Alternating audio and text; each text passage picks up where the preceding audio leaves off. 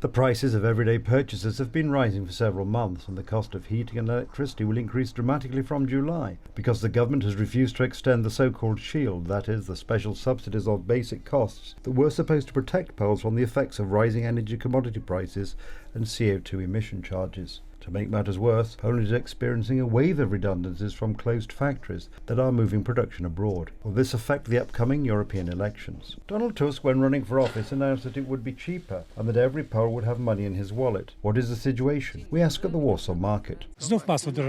Butter is getting more expensive again. It used to be 5 zloty, now it's 6 zloty. It's much more expensive. The bills are much higher than half a year ago. It's supposed to be cheaper. People believed it would be this good and it turned out as usual. I didn't believe it would get better. I believed it would get worse when this government came in, and that's what's happened. All because of the Tusk government's decision to restore the higher VAT rate on food from 0 to 5%. Higher prices are not the only negative effect of the 13th December coalition government. The increase in VAT on food has led to an increase in inflation from 2% to 2.4%, and this is unfavourable for our economy because further unfreezing of energy prices by 29% and gas by 45% will be a fatal decision for the Polish economy. As an economist, I very much regret that the government does not believe in the strength of Polish households and Polish companies.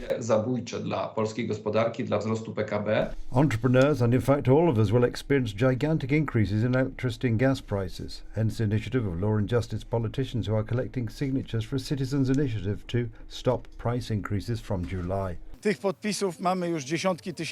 We have tens of thousands of signatures from all over the country. It will certainly be more than 100,000, or maybe we already have such a number. It will be our tool to fight the high prices that this government serves us, but there is a remedy for it. The government can introduce a reduced VAT, just like we did 2 years ago. Ale jest remedium na to. The current government is likely to reject the opposition's proposals. Tusk's government did not want the European Union Construction Directive. As reported by Business Insider, it will cause renovation and fund fees to increase by up to 3 times. What the European Union is doing is scandalous. They are openly robbing the Poles and imposing some building directives. Let everyone live as they like.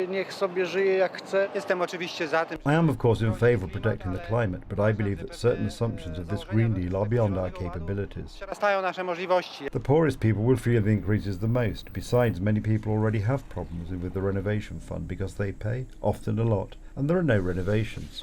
We pay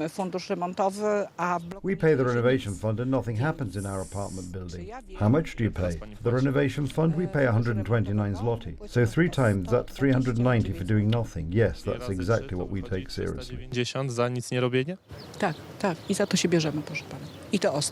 Successive so-called green regulations introduced by the Eurocrats are leading to the bankruptcy of downstream industries. According to the Central Statistical Office, in the first quarter of 2024, 120 transport companies declared bankruptcy. Tomorrow it will be decided whether transport workers will organise a national strike. We see no other chance. Nobody wants to help us in our current situation. From next year we have to change the tachographs in all vehicles. Everything in these EU regulations is abnormal. The mobility package is a tragedy. It's murder. There is also drama at the Polish post office. Up to 10,000 workers could soon be on the streets. Out of solidarity, postal workers are asking the president for help in talks with the government. They oppose. In view of the mindless transformation, which is in fact the beginning of the liquidation of the Polish Post, we ask you to open a broad public debate on the future of Polish Post. The government does not want to acknowledge the idea of liquidating Polish Post, but politicians from Tusk's coalition are already talking about bankruptcy of railway company PKP Cargo. Soon some 6,000 employees of the Polish company could be out of a job. As you can see, politics is back after many years. There is simply no money and there will be none.